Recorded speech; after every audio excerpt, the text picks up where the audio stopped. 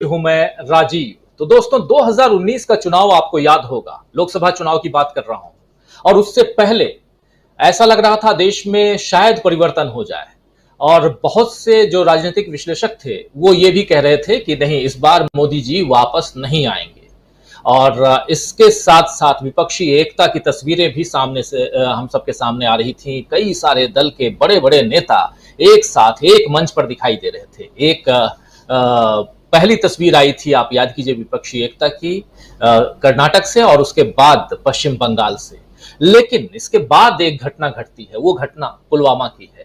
पुलवामा हमले ने सारे समीकरण पलट कर रख दिए थे। और उस वक्त देश की बेरोजगारी, महंगाई, नोटबंदी, जीएसटी, ये तमाम और उसके अलावा रफाल डील भी आप सब को याद होगा। ये सारे मुद्दे जो थे वो धरे के धरे रह गए और पुलवामा में राष्ट्रवाद की ऐसी आंधी बही कि उसके बाद पूरी की पूरी सरकार मोदी जी की पहले से ज्यादा मजबूत होकर के आ गई। 303 सीटें खुद बीजेपी की आई, 350 सीटें जो हैं वो आई एनडीए की। यानी 350 सीटों के साथ एनडीए बहुत ही मजबूत और 303 सीटों के साथ मोदी जी और भी मजबूत होकर के सत्ता पर काबिज हो गए। लेकिन बीच बीच में इस पुलवामा मामले को लेकर के चर्चा होती रही। यह भी कहा जाते रहा कि कई बार कहा जाता रहा है कि शायद उसमें कुछ गड़बड़ हुआ था।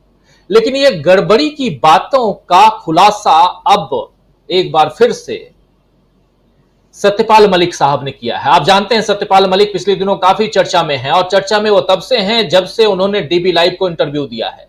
डीबी लाइव के इंटरव्यू में उन्होंने राम माधव का क्या नाम लिया कि डीबी लाइव को नोटिस मिल गया और उसके बाद ढेर सारे चैनलों ने उनके इंटरव्यू लिए।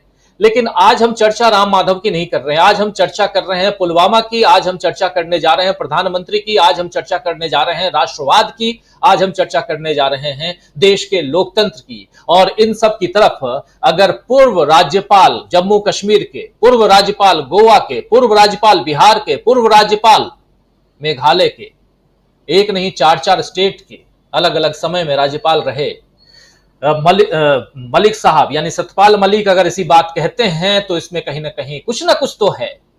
कोई भी आदमी इतने ऊंचे पद पर बैठ करके अगर कुछ भी कह दे तो क्या यह संभव है? कुछ भी, कोटेड कह रहा हूं, तो कुछ भी शायद नहीं कह रहे हैं यहां पर सत्यपाल मलिक साहब। सत्यपाल मलिक साहब ने जो बातें कही हैं उसके बाद से दो बातें आई। पहली बात यह आई कि डीबी लाइव को जो प्रशांत टंडन जी ने जो इंटरव्यू लिया था, उनको इंटरव्यू अपने चैनल को इंटरव्यू देने के बाद, डीबी डायलॉग में इंटरव्यू देने के बाद कांग्रेस ने अपनी ब्रीफिंग में हमारे क्लिप को दिखा करके और उसके बाद उन्होंने कई सारे सवाल मोदी सरकार पर दागे थे। अब क्या होता है कि उसके बाद द वायर आप जानते हैं, और वायर के लिए सत्यपाल मलिक साहब का ही इंटरव्यू लिया है करण थापर साहब ने। करण थापर आपको याद होगा, ये वही करण थापर साहब हैं जिन्होंने मोदी साहब का इंटरव्यू लिया था, लेकिन मोदी जी बीच में नाराज होकर उठकर चले गए थे और उन्होंने कहा था कि दोस्ती बनी रहे तो अच्छा रहेगा। तो करण थापर साहब ने हमारे इंटरव्यू की परतें और भी आगे खोलते हुए बहुत सारी बातें की हैं।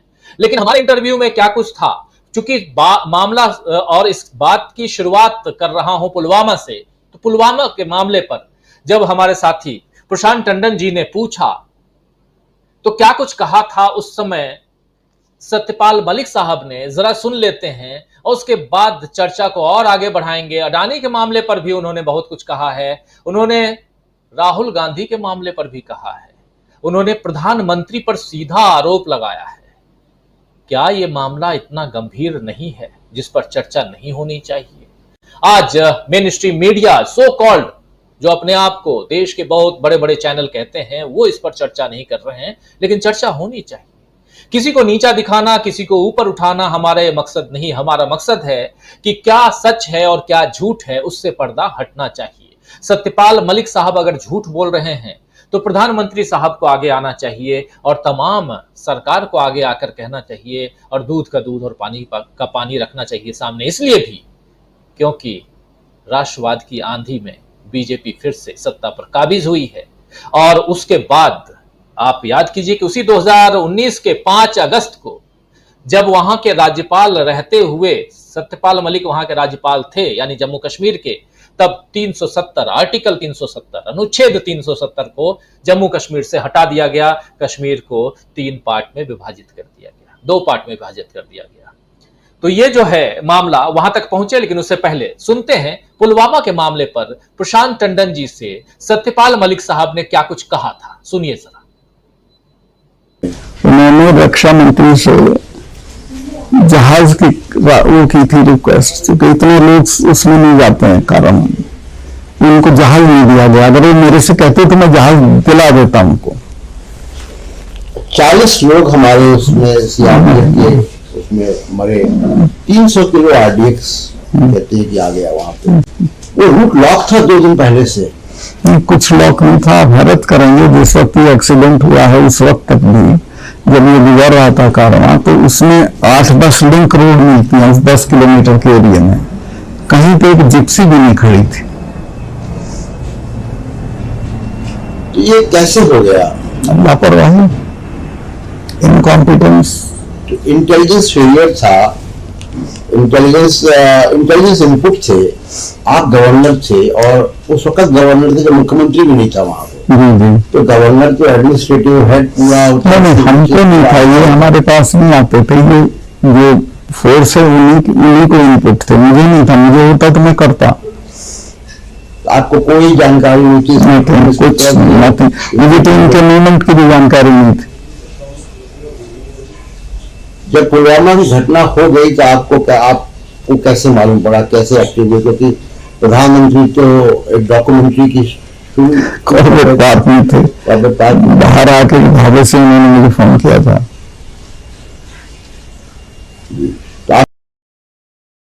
तो सुन रहे थे आप यहाँ प्रशांत टंडन जी से बातचीत में क्या कुछ कह रहे हैं जम्मू कश्मीर के पूर्व राज्यपाल सत्यपाल मलिक साहब। सत्यपाल मलिक साहब ने जब इसी बात को आगे बढ़ाते हुए करण थापर को इंटरव्यू दिया है तो उसमें उन्होंने कहा है कि प्रधानमंत्री जी से जब मैंने बात की तो उन्होंने मुझे चुप करा दिया था। इस मामले पर जब मैंने कहा कि इसमें वहां रेस्क्यू के लिए वहां पर कुछ फ्लाइट ये जो हेलीकॉप्टर है भेजे जा सकते हैं, भेजे जाना चाहिए, लेकिन ऐसे मसलों पर उन्होंने चुप करा दिया था। और उन्होंने हमले में केंद्रीय एजेंसियों की लापरवाही के बारे में एक रिपोर्ट भी भेजी, मलिक ने रिपोर्ट भेजी थी। और मलिक के इस खुलासे से सियासी हड़कंप अब मचा हुआ है।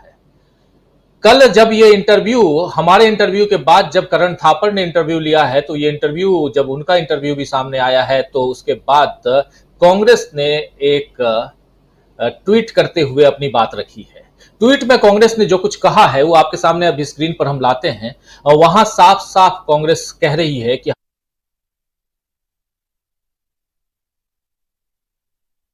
सिर्फ 5 एयरक्राफ्ट मांगे थे। ये देख लीजिए, मोदी सरकार ने साफ मना कर दिया। मजबूरन उन्हें बस से सफर करना पड़ा। रास्ते में आतंकी हमला हुआ और हमारे 40 जवान शहीद हो गए। जम्मू कश्मीर के पूर्व राज्यपाल सत्यपाल मलिक ने जब पीएम मोदी से कहा यह हमारी गलती से हुआ है, जानते हैं पीएम मोदी ने क्या कहा? पीएम ने कहा तुम अभी चुप रहो, इनकी गलती की वजह से हमारे देश के जवान शहीद हो गए। और पीएम मोदी अपनी छवि बचाने में लगे रहे। हमारे जवानों से ज्यादा प्यारी खुद की छवि हो गई। ये सीधा सीधा आरोप जो है वो लगा रहे हैं जम्मू कश्मीर के राज्यपाल सत्यपाल मलिक प्रधानमंत्री नरेंद्र मोदी पर। और इसका जवाब मांग रही है कांग्रेस। कांग्रेस ने आज प्रेस कॉन्फ्रेंस करके ये सारी बातें रखी हैं।